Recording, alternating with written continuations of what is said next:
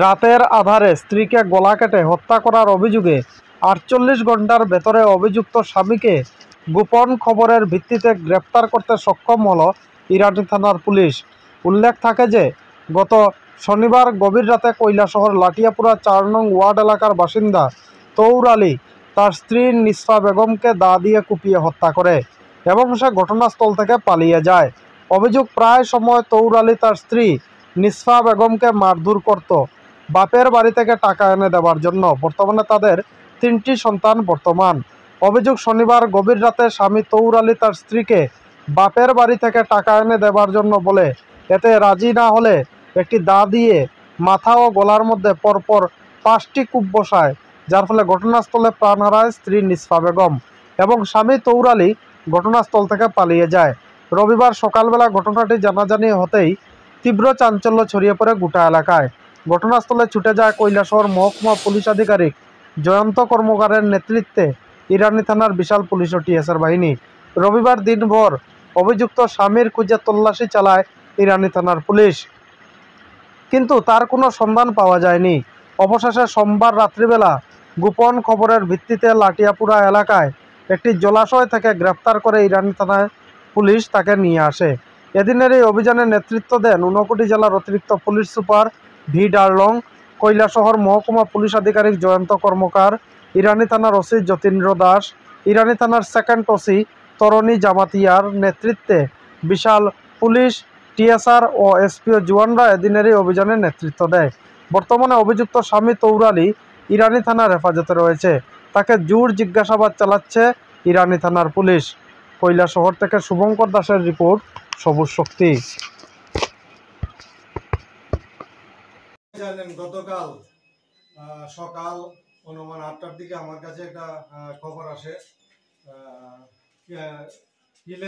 কিলের বন লাঠিয়াপুরা 4 নম্বর ওয়ার্ডের কিলের বন জায়গায় তৌর আলীর যে স্ত্রী আছে, ওনার নাম হচ্ছে মিসফা বেগম, ওনাকে হত্যা করা হয়েছে। তো এই খবরটা পাওয়া মাত্রই আমি আমার সিনিয়র অফিসারকে জানাই, আমাদের এসপি ম্যাডামকে জানাই, ডিউ সাহেবকে জানাই এবং সঙ্গে এফএসএল টিম সহ আমরা পুরো টিম, এডিশনাল সাহেব সহ আমরা সেখানে ভিজিট করি এবং গিয়ে দেখতে পাই যে তার বসত ঘরের মধ্যে একটা বিছানার মধ্যে তার গলা, মানে মেয়ে লোকটার গলা, মিসফা বেগম যে আছে ওনার গলা অনেকটি মানে দায়ের কুবের দাগ আছে এবং সে মৃত অবস্থা পড়ে আছে। এবং সঙ্গে সঙ্গে আমরা এফএসএল টিম নিয়ে আমরা সেখানে তদন্ত শুরু করি এবং তদন্ত এটাই প্রমাণ হয় যে এই যে ওনার হাজব্যান্ড তৌর আলীর ওনাকে রাত্রে মানে খুন করেছে। তারপরে আমরা ডেড বডিকে মর্গে মানে প্রেরণ করি যে কৈলাসহর ডিস্ট্রিক্ট হসপিটালে, সেখানে টিম অফ ডক্টরে ইয়ে করে পোস্টমর্টম করে। তারপর পোস্টমর্টম করার পর তাকে আমরা রিলেটিভের কাছে আমরা হ্যান্ড ওভার করে দিই। পরবর্তী সময় আমরা সবাই মিলে আসামিকে ধরার জন্য আপ্রাণ চেষ্টা করি এবং চারদিকে আমরা সোর্স লাগাই এবং গ্রামবাসীও আমাদের এই ব্যাপারে সাহায্য করে। তো আমরা গতকাল থেকেই আমাদের এডিশনাল সাহেব, আমরা জানেন এসপি ম্যাডামও ভিজিট করেছে, এডিশনাল সাহেব এবং এসডিও সাহেব কন্টিনিউ আমাদেরকে সাহায্য করেছে এবং আজকে সন্ধ্যার সময় আমাদের কাছে একটা খবর আসে যে সে লাঠিয়াপুরাই তার যে বাড়ি আছে, বাড়ির পার্শ্ববর্তী একটা বাড়ির একটা পুকুরের পাড়ে সে অবস্থান করছে। তো সঙ্গে সঙ্গে আমরা গাড়ি অনেক দূরে রেখে 5 কিলোমিটার, অন্তত 4-5 কিলোমিটার হেঁটে জঙ্গল পথে গিয়ে আমরা তাকে অ্যারেস্ট করি। আমাদেরকে দেখা মাত্র সে পালিয়ে যাওয়ার চেষ্টা করে, কিন্তু আমরা অনেক ধান খেতে দৌড়ে গিয়ে তাকে আমরা সবাই মিলে অ্যারেস্ট করতে সক্ষম হয়েছি এবং তাকে আমরা থানায় নিয়ে এসেছি এবং সে প্রাথমিক জিজ্ঞাসাবাদে জানিয়েছে, সে স্বীকার করেছে গতকাল রাত্রে তার স্ত্রীকে সে কুপিয়ে হত্যা করেছে। তো আগামীকালকে আরও প্রসিডিউর আছে, তাকে আমরা প্রেরণ করবো এবং যে লিডিং টু ডিসকভারি আমরা করার চেষ্টা করব। তো তিনি কি স্বীকার করেছেন, কিভাবে হত্যা করেছেন? উনি স্বীকার করেছেন রাত্রে প্রায় 2টার দিকে ওনার স্ত্রীকে বডি দা দিয়ে কুপিয়ে হত্যা করেছে এবং দাটা নাকি ঘরের মধ্যে লুকিয়ে রেখেছে। তো এটাকে আমরা গতকালকে হয়েছে অ্যাটেম্প মানে 302 এবং 498 কয়জনের বিরুদ্ধে মামলা আছে? দুইজনের বিরুদ্ধে মামলা দিয়েছে। পার্শ্ববর্তী একজন আছে তার নাম কি? রেজাউল রেজাউল হক। রেজাউল হক। তো না, উনি স্বীকার করেছে উনি একাই করেছে। উনি একাই করেছেন। ঠিক আছে। এখন অব্দি স্বীকার করেছে, তো পরবর্তী সময় দেখা যাক। আরও তো আমাদের ইন্টারভিউ রয়ে গেছে। তো আপনি এ ব্যাপারে কি বলবেন এলাকাবাসী? না, এলাকাবাসীও এ ব্যাপারে আমাদের অনেক সাহায্য করেছে এবং এলাকাবাসী এটাকে কেউই মানে মেনে নিতে মানে পারছে না, কারণ যে জঘন্য ঘটনা করেছে এটা কেউই এতে তাকে মানে সাহায্য করেনি। সবাই মিলে মানে আমাদেরকে সাহায্য করেছে তাকে ধরার জন্য, এবং সবাই চাইছে যে তার ফাঁসি হোক। সবাই উনি কি কারণে তার স্ত্রীকে হত্যা করলেন? এটা আমরা দেখি, এটা একটু তদন্তের বিষয় আছে। আমরা এখন এটা ঠিক আছে। আগামীকাল আপনারা কোর্টে পাঠিয়ে দেবেন। ঠিক আছে।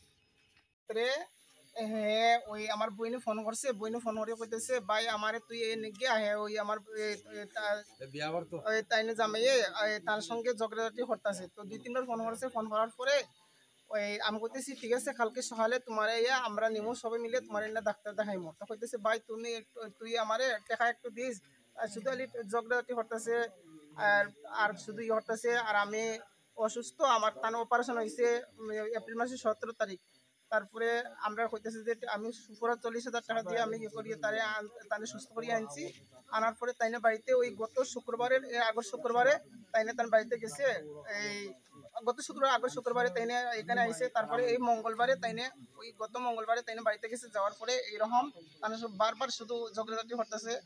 আর 18 তারিখ রাত্রে তান্ডে ওই দা দিয়া আমরা গিয়া যেমন আমরা সকালে আমরা একজন কইছে যে এরকম তোমার বোনটা ফোন করছে তোমরা সবাই, তারপরে গেছি দা দিয়ে এখানে ওই কয়েকটা কুফ দেওয়া। তো আমরা এখন বর্তমানে আমরা উপযুক্ত শাস্তি চাই। আর ইরানি পুলিশ স্টেশন ইরানি থানারে আমরা অসংখ্য ধন্যবাদ জানাই যে 24 ঘন্টার ভিতরে একজন আসামিকে ধরতে পেরেছেন আর তার উপযুক্ত শাস্তিতেই। ঠিক আছে। ঠিক আছে। দীর্ঘ আজকে এক মাস আগে উনি অপারেশন হয়েছে। অপারেশন হওয়ার পরে 50,000 টাকা আমরা খরচ করছি। আমার বোনের জামাইও খরচ করছে, বোনের বাড়ি আসলো। এই মাইটটা হইলো অপারেশন করে এইখানে আমার বোনের টাকা লিয়া গেছে, 50,000 টাকা লিয়া গেছে। 2 দিন থাকছে। অপারেশন যেদিন হয়েছে এর পরের দিন আমার বোন মাধ্যমটারে মারি গিয়া 1,000 টাকা লিয়ে আইছে। আইয়া আমরা বৈদ্যুর দোকানে এখানে আইয়া 700 টাকার তীর খেলছে, আর 200 টাকা ভাড়া দিছে, 100 টাকা রাস্তা খাইছে। এরকম গল্প করছে বৈদ্যুর দোকানে কেন আইয়া তীর পার্টির লগে। তীর মতলব জুয়া সবসময় জুয়া খেলায়, লুডু খেলায়, তীর খেলায়। এরপরে বোনের যা খরচ হয়েছে আমার ছোট ভাই দিছে, আমার বোনের জামাইয়ে দিছে। 50,000 টাকা তারা টোটাল লিয়া গেছে। এখানে আমার বোনটা ফালাইয়ে থেকে আইছে। এরপরে আমার বোনের জামাই আব্দুর রুফ ফুলবাড়ি খান্দি বাড়ি, সে এখান থেকে আনছে। আনিয়া আমার বোনের বাড়ি 10 দিন রাখছে, রাখি একটু সুস্থ করছে, ভালো করছে। আমার বোনে কইছে আমার বোন তুমি এখন যাইও না, তুমি এখানে থাকো। তার 3টা ছেলে আছে, একটা ছেলে বেঙ্গালুরু থাকে, এখানে আইসে আছে, আর 2টা আমরা বাড়িতে আছে, সবটি আমরা বাড়িতে আছে। আমরা আনছি। এখন কি চাও? এখন আমরা চাই ওনার শাস্তি হইতো যাতে 20 বছর সাথে লাইফ সাজা হয়। তার যদি লাইফ সাজা না হয় তাহলে বাংলাদেশ যাইব, বাংলাদেশ তার মামার বাড়ি, দীর্ঘ দেশে নাও থাকতে পারে। আর তার শাস্তি চাই।